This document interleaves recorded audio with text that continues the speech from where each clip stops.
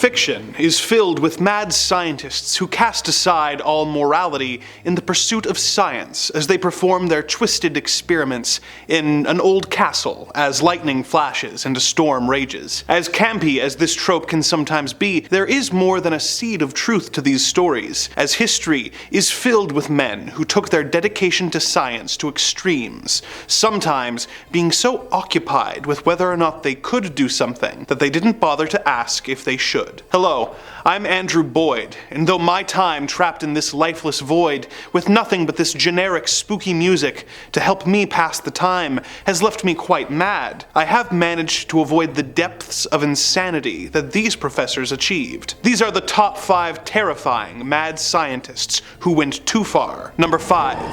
Jose Delgado, the Mad Mind Controller. One of the more common mad scientist tropes is the desire to develop devices or formulas that will allow the scientist to control people's minds. The idea of so completely and irreversibly being under someone's control sounds so outlandish that many would be forgiven for writing such stories off as pure science fiction. However, not only have scientists made several attempts at this over the years, one made a frightening amount of progress. Enter Dr. Jose Manuel Rodriguez Delgado, who was one such scientist. Delgado spent years constructing a device that he called the Stimuceiver, which was designed to allow him to control the minds of both animals and men. While doing research at Yale University, Delgado inserted electrode implants into the skulls and brains of several primates. He then used a remote-controlled device which paired with the implants and stimulated them with electricity, allowing him to force the primates to perform complicated movements. He also performed this experiment on a bull,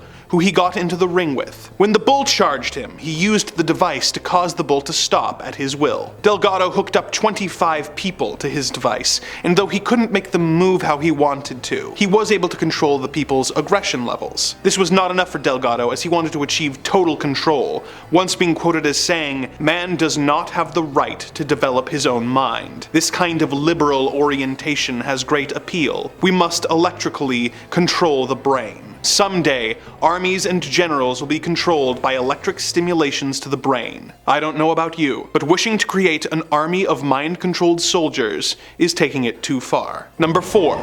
The Real Frankenstein. In 1816, Mary Shelley, her lover Percy, her sister Claire, and her lover Lord Byron were having a competition to see who could tell the best scary story. The 18-year-old Shelley won the competition with her story, which she wrote down and anonymously published 2 years later, under the title Frankenstein, or the Modern Prometheus, thus creating the genre of science fiction. Dr. Frankenstein and his creature would of course become icons of pop culture that are discussed to this very day. But what inspired the young writer to come up with her famous mad scientist? 3 figures come up a lot when this question is asked, making this entry a 3-for-1 special. The first and most obvious inspiration was a man named Johann Dippel, who was a scientist trying to crack the art of alchemy. He claimed that he had used alchemy to develop an oil called the elixir of life, which he believed could prevent death or bring the dead back to life. He was tried for heresy after several bizarre experiments on corpses, which he hoped would allow him to transfer souls between them. He lived near Darmstadt, Germany, in a castle that was called Castle Frankenstein. Another possible inspiration was Giovanni Aldini, who was the nephew of a scientist named Luigi Galvani. Aldini spent a large portion of his life defending his uncle's theories that electricity was the vital life force both science and alchemy were searching for. He did this by traveling across Europe and providing demonstrations as he hooked up the dead bodies of animals and the severed body parts of recently executed criminals to batteries and made them move. The convulsions caused by that much electricity traveling through a dead body gave the appearance of reanimation, and he shocked and delighted audiences. The next was a Scottish scientist named Andrew Urey, whose work drew international headlines around the time that Frankenstein was written. He believed that if the phrenic nerve were stimulated by electricity, he could bring the dead back to life, and he resolved to try this on the body of a convicted and executed murderer named Matthew Clydesdale. As he wrote of the experiment, when the supraorbital nerve was excited, every muscle in his countenance was simultaneously thrown into fearful action. Rage, horror, despair, anguish, and ghastly smiles united their hideous expressions in the murderer's face, surpassing far the wildest representations of Fuseli or a Keane. At this period, several of the spectators spectators were forced to leave the apartment from terror or sickness, and one gentleman fainted. Though his experiments were shocking and impressive, they were ultimately failures, and Yuri was forced by the church to immediately stop his work, as they were viewed as an affront to God. Instead, he went on to revolutionize the way volumes were measured, and made a working thermostat. Number 3.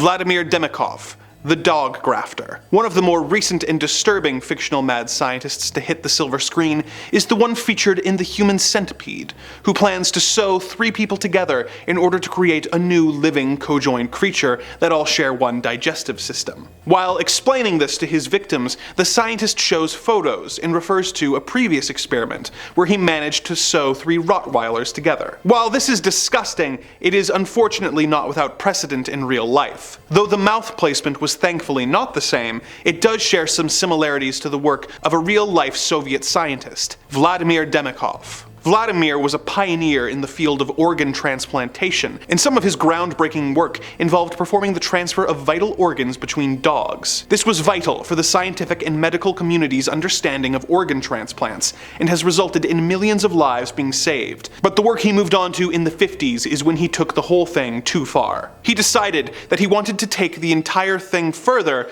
by creating a 2-headed dog. He and his assistants attempted the experiment at least 24 times, with the 24th being the one that was most widely publicized, and the closest that anyone could really call a success. The operation took 3.5 hours, and by its conclusion, both of the dogs were still able to see, smell, and swallow. Although Shavka had no digestive system, and whatever she ate or drank simply exited her body via a tube that Vladimir had implanted. While one of his previous attempts had apparently survived a whole month, these 2 dogs mercifully lasted a much shorter amount of time, passing away 4 days after the surgery due to a nicked vein. Photos of the surgically connected dogs were published in Life magazine, and they are truly ghastly to behold. While this is bizarre, it was also needlessly cruel, as it had little to no scientific benefit, and the scientist had no end goal in mind when he did it, other than wondering if it was possible. Number 2. Fritzhaber, Dr. Poison. The German-born chemist Fritzhaber has a somewhat mixed legacy in the scientific community. On the one hand, his invention of the Weber-Bosch process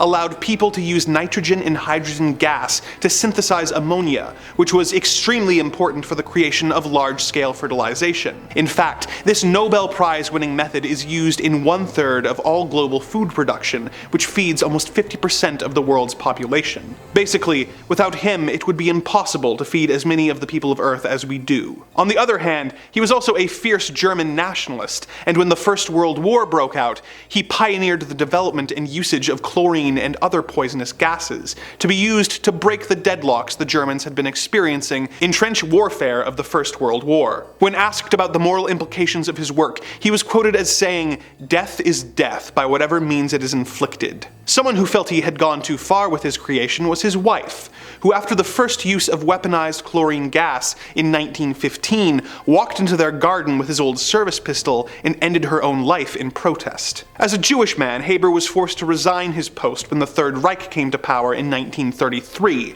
but his work on poison gases was still used by the Germans in the death camps in order to exterminate their prisoners. Fritzhaber changed the world with his first discovery, allowing us to feed millions of people who might otherwise have starved. But due to the prolific work on poison gases, he is more commonly remembered as the father of chemical warfare. Number 1.